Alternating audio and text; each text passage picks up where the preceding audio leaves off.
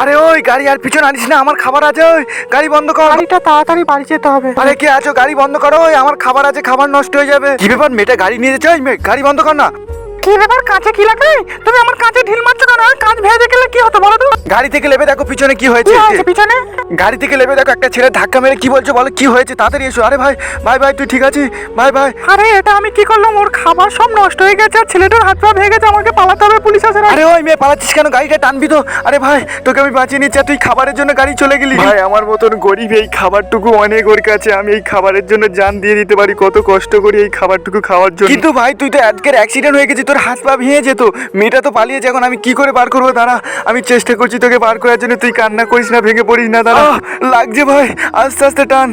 ভাই ভাই কান্না করিস না, দাঁড়া, বাইরে যাবে, দাঁড়া, আল্লাহ আমাদের সাথ দেবে। দাঁড়া, আস্তে আস্তে বাবা। ও মা গো, আমার হাত ছেড়ে গেল ভাই, আস্তে আস্তে। ভাই তোর আজকে জীবনটা